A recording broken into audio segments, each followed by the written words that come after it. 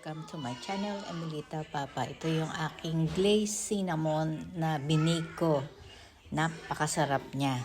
So, ito yung kanyang mga ingredients. Very simple lang. So, dito, magpapa-warm or magpapainit lang tayo ng half cup na milk, kahit anong klaseng milk. And then pagkatapos niyan, warm lang, hindi siya iboboil. Warm lang siya, and then lalagay na natin yung ating white sugar. At pagkatapos ng white sugar, isusunod na natin yung ating butter. Unsalted butter. So, ihayaan lang natin. So, after nyan, hanguin na natin sa kalan yung ating iniinit na milk. Dapat wala na siya sa kalan. Hayaan na lang matunaw yung ating butter. Dito naman, maglalagay tayo ng 2 itlog. Ibatihin lang natin yung itlog. At isama na natin do sa ating dry ingredients. Ito yung ating 4 na takal na harina. So, 1.5 lang yung akin munang ginamit at look yung ating pampaalsa. Napakaganda ng kanyang pagkaalsa, no? So, ito naman, imimix lang natin. So, ayan, itinuturo ng araw. Yun yung nakatabing harina. Hindi pa natin inilagay lahat. Yan yung 2.5 na cup na harina. So, unti-unti yung gagawin nating paglalagay sa kanya. So, ito yung ating pinakulo na milk, sugar, at saka ng butter. Isasalin na natin doon sa ating dry mixture. And then, imimix lang natin siya. Unti-unti ilalagay natin yung harina na nakabukod hanggang sa mamix na natin lahat ng harina dyan sa ating dry mixture. So, pagkatapos nyan, haluin na natin gamit ang ating kamay. Pwede kayong maglagay ng mantika kung gusto nyo para hindi kumapit sa inyong kamay, hindi siya malagkit. So, dito, nilagyan na natin ng mantika yung ating bowl para paalsahin pa natin siya ng 1 oras. Yan, may mantika yan para siya ay hindi kumapit to sa ating bowl. And then, takpan natin siya ng cling wrap. Be sure lang na talagang takip na takip siya para maganda yung kanyang pag-alsa. So, pagkatapos niyan, yan ay ating ilalagay sa ating oven. Pero kung mainit naman yung lugar nyo, hindi na kailangan yung microwave or oven. Kaya ko lang siya inilagay dyan para maganda yung pag-alsa niya. So, ngayon naman, gagawa tayo ng ating glaze. Ito yung ating glaze. Tutunaw lang natin ng 6 ounce na butter. Pag tunaw na yun, lagay na natin yung 3/4 cup na brown sugar. So, bago maluto yung ating glaze, lagyan na natin ng oil yung ating tray. So, ganyan. Pagka ang texture ng ating butter and sugar ay ganyan na, pwede na yan. Sali na natin to sa ating tray na nilagyan ng mantika. And then, lagyan na natin siya ng pecan. So, nasa sa inyo kung gusto nyo na ang pecan nuts ay durog or buo-buo. Pero sa aking experience, mas maganda kung siya ay dinurog ko. Kasi masyado malalaki. Masyado malalaki ang kanyang itsura. Pero okay na rin yan. Maraming pagkakamali dito sa pagkakagawa ko nito. Pero lumabas naman na masarap yung ating charge to experience lahat. Kasi pag ako nagluluto nagbe-bake, lalo na yung bago pa lang, sobrang talagang natataranta ako, ninenervyos, maghalong kaba. Lalo ito, yung aking dry mixture na yan, nagkamali ako dyan ng pagtitimpla. Yung aking filling, dapat dry filling siya eh. So, yan yung aking tinunaw na butter. So, hindi ko dapat yan i-mix dyan. Mali yan, mali. So, huwag niyong gayahin yan. Dapat yung butter na yan, ang siyang ibabrush ko doon sa ating dough. So, ayan. Total, ganun din naman dahil matutunaw din naman yung ating butter pagka inilagay na natin doon sa, di ba? So, look naman yung ating dough. Kung gano'n naman kaalsa, napakaganda. Sobrang saya ko talaga dito sa dough na ito. Ang alsa-alsa niya, very perfect talaga yung aking ginawang, So, kailangan natin siyang i-punch para mawala yung hangin. Yan, di ba? Ganyan alisin ang hangin. Pa-punch natin yung dough para sumusunod lang naman tayo dun sa ating mga ingredients or yung ating ginagaya na recipe. Sobra talagang pag gumagaya ako ng recipe, maraming beses ko siyang basa ng basa, pero lumalabas, nagkakamali pa rin ako dahil nga sa sobrang excited at ninenervyos talaga ako pagka yung gumagawa ako niyan.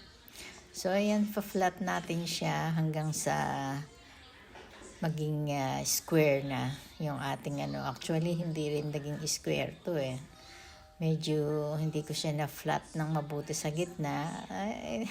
Ganun talaga. Sabi ko nga sa inyo, ako yung nervous habang ginagawa ko to. So, itong aking, kaya ako naman naisipang magluto o mag-bake ng cinnamon. Hindi ako mahilig sa sa matatamis, pero na-challenge lang talaga ako dito sa cinnamon na to. Kasi merong nag-invite sa amin. So, ayan, diba? Dapat ganyan i-spread yung yung butter. So, may nag-invite nga sa amin nung Friday. At isa sa dessert na naging dessert namin ay cinnamon. Masarap yung cinnamon. So, ako ay talagang na-challenge ako naisip ko na kaya ko siguro tong gawin. Yan. So, yan, yung ating paste. Hindi dapat paste yan Dapat, dry feeling. Dapat yan So, nagkamali talaga tayo dyan. But anyway, okay naman din siya kasi magiging ganyan din niya yung itsura niya pagka yung na-bake na siya. So, i-roll natin itong ating dough. I-roll natin siyang mabuti. At, i-roll natin siya sa, ayan. Hindi ko siya napantay talaga. Makapal yung gitna, mataas yung gitna. Mataas siya. So, ganun talaga ba? Charge to experience talaga ang pagka bagong recipe. Nagkakaroon talaga ng mali. Hindi ko talaga ayos yung kahit na nakaharap pa sa telepono, nagbabasa na ako noon ng mga ingredients at mabagal yung aking pagkilos kasi nga isang lagay, isang basa, isang lagay, isang basa. Pero ganun pa rin. So, ayun, hihiwain na natin yung ating cinnamon bread. Minamarkahan ko para sakto yung yung laki niya. Pero ganun pa rin ang nangyari. hindi pa rin siya naging eksakto. Meron pa rin malaki, may maliit pa rin. Dapat dapat 15 pieces yung magagawa ko dyan. So, ang nagawa ko yata ay 10 lang yata. Parang 10 or 11 yata. Yung nagawa ko. Dapat mas maliit pa. Mas maliit pa dapat yung ginawa ko. Siguro ang naging diferensya din yan, mataba yung gitna. Kaya ganun. Ayan. So, isa-isa ilalagay natin doon sa ating tray. Yung ating hiniwa na bread. So,